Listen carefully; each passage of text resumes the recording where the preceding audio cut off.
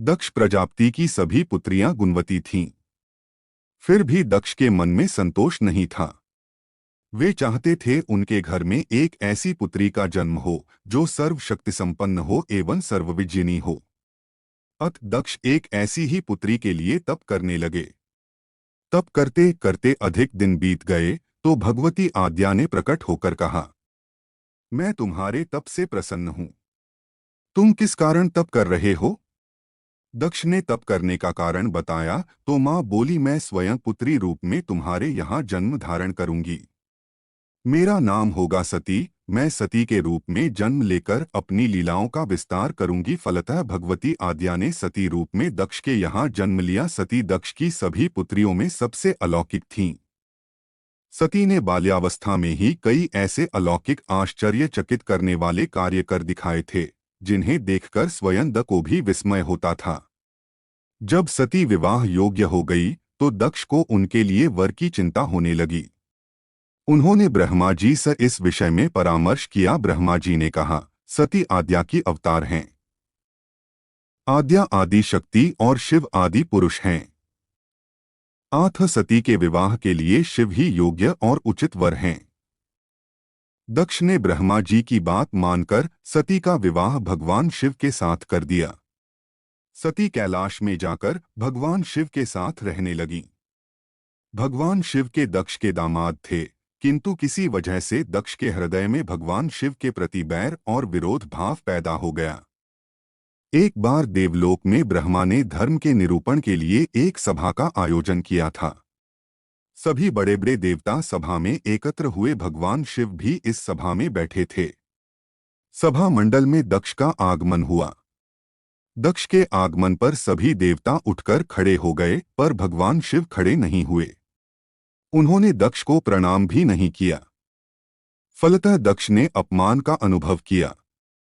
केवल यही नहीं, उनके हृदय में भगवान शिव के प्रति ईर्ष्या की आग जल उठी। वे उनसे बदला लेने के लिए समय और अवसर की प्रतीक्षा करने लगे। एक बार सती और शिव कैलाश पर्वत पर बैठे हुए परस्पर वार्तालाप कर रहे थे। उसी समय आकाश मार्ग से कई विमान कनखल की ओर जाते हुए दिखाई पड़े। सती ने उन विमानों को दिखकर भगवान शिव से पूछा, प्रभो, ये सभी विमान किसके हैं और कहाँ जा रहे हैं? भगवान शकंर ने उत्तर दिया, आपके पिता ने बड़े यज्ञ का आयोजन किया है। समस्त देवता और देवांगनाएं इन विमानों में बैठकर उसी यज्ञ में सम्मिलित होने के लिए जा रहे हैं। इस पर सती ने दूसरा प्रश्न किया, क्या मेरे पिता ने आपको यज्ञ में सम्मिलित होने के लिए नहीं बुलाया? भगवान शंकर ने उत्तर दिया, आपके पिता मुझसे बैर रखते हैं, फिर वे मुझे क्यों बुलाने लगे? सती मन ही मन सोचने लगी, फिर बोली, यज्ञ के इस अवसर पर अवश्य मेरी सभी बहनें आएंगी। उनसे मिले हुए बहुत दिन हो गए। यदि आपकी अनुमति हो तो मैं भी अपने पिता के घर जाना चाहती हूँ। यज्ञ में सम्मिलित हो लूंगी और बहनों से भी मिलने का सुअवसर मिलेगा। भगवान शिव ने उत्तर दिया, इस समय वहां जाना उचित नहीं होगा। आपके पिता मुझसे बैर रखते हैं, हो सकता है वे आपका भी अपमान करें। बिना बुलाए किसी के घर जाना उचित नहीं होता है। इस पर सती ने प्रश्न किया, ऐसा क्यों? भगवान शिव ने उत्तर दिया, विवाहिता लड़की को बिना बुलाए पिता के घर नहीं जाना चाहिए, क्योंकि विवाह हो जाने पर लड़की अपने पति की हो जाती है। पिता के घर से उसका संबंध टूट जाता है। लेकिन सती पीहर जाने के लिए हठ करती रहीं, अपनी बात बार बार दोहराती रहीं। उनकी इच्छा देखकर भगवान शिव ने पीहर जाने की अनुमति दे दी। उनके साथ अपना एक गण भी साथ में भेज दिया। उस गण का नाम वीरभद्र था। सती वीरभद्र के साथ अपने पिता के घर गईं। घर में सती से किसी ने भी प्रेमपूर्वक वार्तालाप नहीं किया। दक्ष ने उन्हें देखकर कहा, तुम क्या यहाँ मेरा अपमान कराने आई हो? अपनी बहनों को तो देखो, वे किस प्रकार भांति भांति के अलंकारों और सुंदर वस्त्रों से सुसज्जित हैं। तुम्हारे शरीर पर मात्र बाघांबर हैं। तुम्हारा पति श्मशानवासी और भूतों का नायक है। वह तुम्हें बाघांबर छोड़कर और पहना ही क्या सकता है? दक्ष के कथन से सती के हृदय में पश्चाताप का सागर उमड़ पड़ा। वे सोचने लगीं, उन्होंने यहाँ आकर अच्छा नहीं किया। भगवान ठीक ही कह रहे थे। बिना बुलाए पिता के घर भी नहीं जाना चाहिए। पर अब क्या हो सकता है? अब तो आ ही गई हूँ। पिता के कटु और अपमानजनक शब्द सुनकर भी सती मौन रहीं। वे उस यज्ञमंडल में गईं जहाँ सभी देवता और ऋषिमुनि बैठे थे तथा यज्ञकुंड में धू धू करती जलती हुई अग्नि में आहुतियां डाली जा रही थीं। सती ने यज्ञमंडप में सभी देवताओं के तो भाग देखे, किंतु भगवान शिव का भाग नहीं देखा। वे भगवान शिव का भाग न देखकर अपने पिता से बोली, पितृश्रेष्ठ, यज्ञ में तो सबके भाग दिखाई पड़ रहे हैं, किंतु कैलाशपति का भाग नहीं है। आपने उनका भाग क्यों नहीं रखा? दक्ष ने गर्व से उत्तर दिया, मैं तुम्हारे पति शिव को देवता नहीं समझता। वह तो भूतों का स्वामी, नग्न रहने वाला और हड्डियों की माला धारण करने वाला है। वह देवताओं की पंक्ति में बैठने योग्य नहीं है। उसे कौन भाग देगा? सती के नेत्र लाल हो उठे। उनका मुखमंडल प्रलय के सूर्य की भांति तेजोदीप्त हो उठा। उन्होंने पीड़ा से तिलमिलाते हुए कहा, ओ, मैं इन शब्दों को कैसे सुन रही हूं, मुझे धिक्कार हैं। देवताओं, तुम्हें भी धिक्कार हैं। तुम भी उन कैलाशपति के लिए इन शब्दों को कैसे सुन रहे हो जो मंगल के प्रतीक हैं और जो क्षण मात्र में संपूर्ण सृष्टि को नष्ट करने की शक्ति रखते हैं। वे मेरे स्वामी हैं। नारी के लिए उसका पति ही स्वर्ग होता है। जो नारी अपने पति के लिए अपमानजनक शब्दों को सुनती हैं, उसे नरक में जाना पड़ता है। पृथ्वी सुनो, आकाश सुनो और देवताओं, तुम भी सुनो। मेरे पिता ने मेरे स्वामी का अपमान किया है। मैं अब एक क्षण भी जीवित रहना नहीं चाहती। सती अपने कथन को समाप्त करती हुई यज्ञ के कुंड में कूद पड़ी। जलती हुई आहुतियों के साथ उनका शरीर भी जलने लगा। यज्ञमंडप में खलबली पैदा हो गई। हाहाकार मच गया। देवता उठकर खड़े हो गए। वीरभद्र क्रोध से कांप उठे। वे उछल उछलकर यज्ञ का विध्वंस करने लगे। यज्ञमंडप में भगदड़ मच गई। देवता और ऋषिमुनि भाग खड़े हुए। वीरभद्र ने देखते ही देखते दक्ष का मस्तक काटकर फेंक दिया। समाचार भगवान शिव के कानों में भी पड़ा। वे प्रचंड आंधी की भांति कनखल जा पहुंचे। सती के जले हुए शरीर को देखकर भगवान शिव ने अपने आप को भूल गए। सती के प्रेम और उनकी भक्ति ने शंकर के मन को व्याकुल कर दिया। उन शंकर के मन को व्याकुल कर दिया जिन्होंने काम पर भी विजय प्राप्त की थी और जो सारी सृष्टि को नष्ट करने की क्षमता रखते थे। वे सती के प्रेम में खो गए, बेसुध हो गए। भगवान शिव ने उन्मत्त की भांति सती के जले हुए शरीर को कंधे पर रख लिया। वे सभी दिशाओं में भ्रमण करने लगे।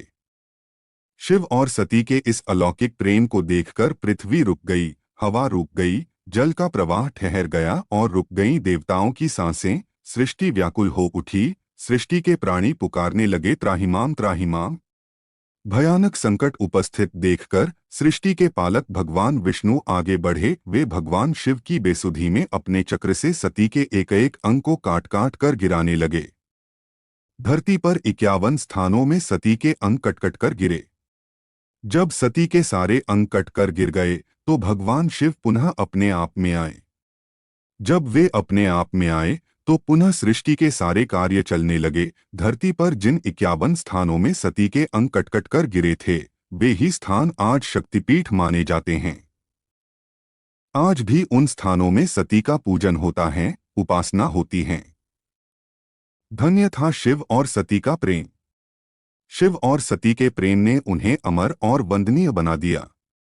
बाद में सती के विरह में शंकर जी की दयनीय दशा हो गई। वे हर पल सती का ही ध्यान करते रहते और उन्हीं की चर्चा में व्यस्त रहते। उधर सती ने भी शरीर का त्याग करते समय संकल्प किया था कि मैं राजा हिमालय के यहाँ जन्म लेकर शंकर जी की अर्धांगिनी बनूं। अब जगदम्बा का संकल्प व्यर्थ होने से तो रहा। वे उचित समय पर राजा हिमालय की पत्नी मेनका के गर्भ में प्रविष्ट होकर उनकी कोख में से प्रकट हुईं। पर्वतराज की पुत्री होने के कारण वे पार्वती कहलाईं। जब पार्वती बड़ी होकर सयानी हुई तो उनके माता पिता को अच्छा वर तलाश करने की चिंता सताने लगी। एक दिन अचानक देवर्षि नारद राजा हिमालय के महल में आ पहुंचे और पार्वती को देख कहने लगे कि इसका विवाह शंकर जी के साथ होना चाहिए और वे ही सभी दृष्टि से इसके योग्य हैं। पार्वती के माता पिता के आनंद का यह जानकर ठिकाना न रहा कि साक्षात जगन्माता सती ही उनके यहाँ प्रकट हुई हैं। वे मन ही मन भाग्य को सराहने लगे। एक दिन अचानक भगवान शंकर सती के विरह में घूमते घूमते उसी प्रदेश में जा पहुंचे और पास ही के स्थान गंगावतरण में तपस्या करने लगे। जब हिमालय को इसकी जानकारी मिली तो वे पार्वती को लेकर शिवजी के पास गए। वहां राजा ने शिवजी से विनम्रतापूर्वक अपनी पुत्री को सेवा में ग्रहण करने की प्रार्थना की। शिवजी ने पहले तो आनाकानी की, किंतु पार्वती की भक्ति देखकर वे उनका आग्रह न टाल न सके। शिवजी से अनुमति मिलने के बाद तो पार्वती प्रतिदिन अपनी सखियों को साथ ले उनकी सेवा करने लगीं। पार्वती हमेशा इस बात का सदा ध्यान रखती थीं कि शिवजी को किसी भी प्रकार का कष्ट न हो। वे हमेशा उनके चरण धोकर चरणोदक ग्रहण करतीं और षोडशोपचार से पूजा करतीं। इसी तरह पार्वती को भगवान शंकर की सेवा करते दीर्घ समय व्यतीत हो गया, किंतु पार्वती जैसी सुंदर बाला से इस प्रकार एकांत में सेवा लेते रहने पर भी शंकर के मन में कभी विकार नहीं हुआ। वे सदा अपनी समाधि में ही निश्चल रहते। उधर देवताओं को तारक नाम का असुर बड़ा त्रास देने लगा। यह जानकर कि शिव के पुत्र से ही तारक की मृत्यु हो सकती है, सभी देवता शिव पार्वती का विवाह कराने की चेष्टा करने लगे। उन्होंने शिव को पार्वती के प्रति अनुरक्त करने के लिए कामदेव को उनके पास भेजा, किंतु पुष्पायुध का पुष्पबाण भी शंकर के मन को विक्षुब्ध न कर सका। उल्टा कामदेव उनकी क्रोधाग्नि से भस्म हो गए। इसके बाद शंकर भी वहां अधिक रहना अपनी तपश्चर्या के लिए अंतराय रूप समझ कैलाश की ओर चल दिए। पार्वती को शंकर की सेवा से वंचित होने का बड़ा दुख हुआ, किंतु उन्होंने निराश न होकर अब की बार तप द्वारा शंकर को संतुष्ट करने की मन में ठानी। उनकी माता ने उन्हें सुकुमार एवं तप के अयोग्य समझकर बहुत मना किया, इसीलिए उनका उमा तप न करो नाम प्रसिद्ध हुआ। किंतु पार्वती पर इसका असर न हुआ। अपने संकल्प से वे तनिक भी विचलित नहीं हुईं। वे भी घर से निकल उसी शिखर पर तपस्या करने लगीं जहां शिवजी ने तपस्या की थी। तभी से लोग उस शिखर को गौरी शिखर कहने लगे। वहां उन्होंने पहले वर्ष फलाहार से जीवन व्यतीत किया, दूसरे वर्ष वे पर्ण वृक्षों के पत्ते खाकर रहने लगीं और फिर तो उन्होंने पर्ण का भी त्याग कर दिया और इसीलिए वे अपर्णा कहलाईं। इस प्रकार पार्वती ने 3000 वर्ष तक तपस्या की। उनकी कठोर तपस्या को देख ऋषिमुनि भी दंग रह गए। अंत में भगवान आशुतोष का आसन हिला। उन्होंने पार्वती की परीक्षा के लिए पहले सप्तर्षियों को भेजा और पीछे स्वयं वटुवेश धारण कर पार्वती की परीक्षा के निमित्त प्रस्थान किया।